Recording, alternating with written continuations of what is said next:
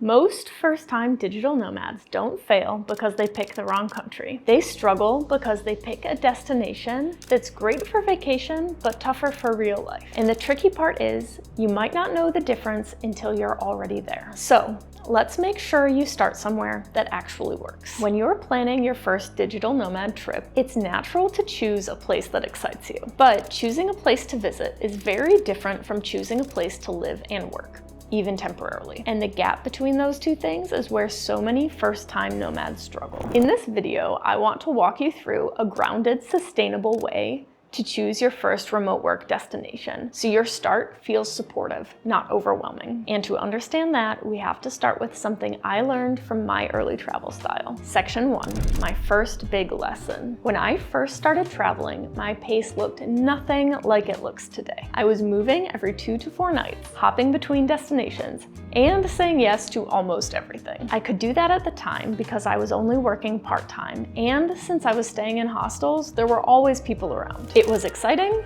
but it wasn't sustainable. That early phase taught me something important that I didn't understand at the beginning. The pace you choose shapes the entire experience. It affects how grounded you feel, how well you work, and even how you notice your own needs. And that idea is at the heart of choosing your first remote country. Your environment and pace need to support you, not compete with you. Section 2, why your first remote country should be easy. When you're learning how to live abroad, ease isn't a luxury, it's oxygen. Your first destination should make daily life smooth. This is why so many nomads start in places like Mexico City, Playa del Carmen, Medellín, Buenos Aires, Valencia, Bangkok, Chiang Mai, or Bali. Not because they're cliches, but because they're proven. They have community, reliable internet, decent prices, and people who already understand exactly what you're trying to do. When the basics work, you'll have space to figure yourself out. Your pace, your routine, your boundaries, and your preferences. But ease isn't just about geography.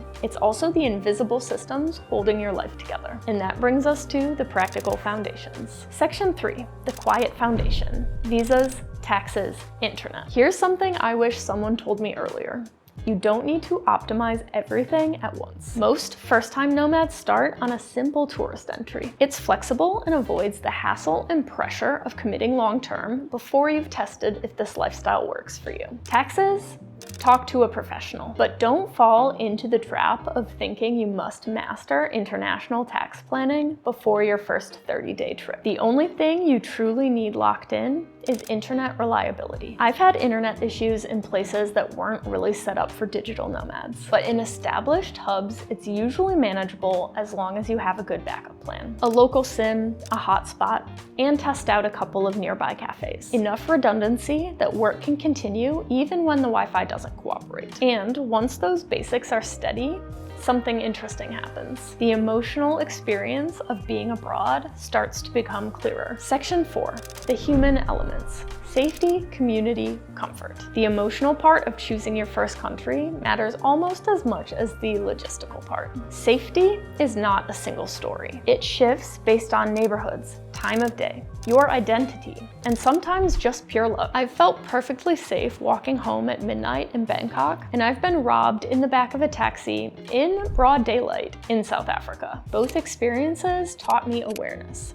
not fear. Community, though, is the anchor. In my early nomad years, I stayed in hostels, and I met a lot of people. So my community formed somewhat naturally, even before I fully understood the digital nomad world. Comfort also matters more than most new nomads expect. Not luxury, necessarily, but just enough predictability to let your nervous system rest. Your first country shouldn't be a test of endurance.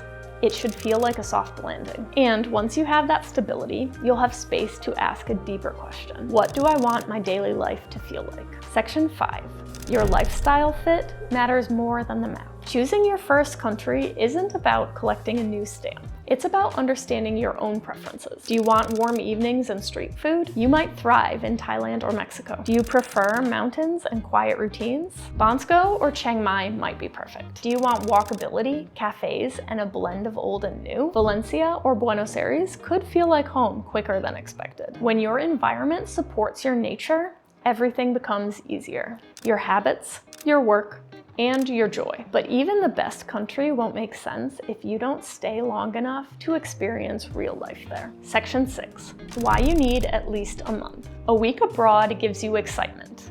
A month gives you clarity. In that first month, your routine starts to form. You learn how you work in a new environment, how you spend your evenings, and which neighborhoods feel grounding. This is when the lifestyle becomes real. Not aspirational, not performative, just yours. Short trips teach you about the country, but longer stays also teach you about yourself.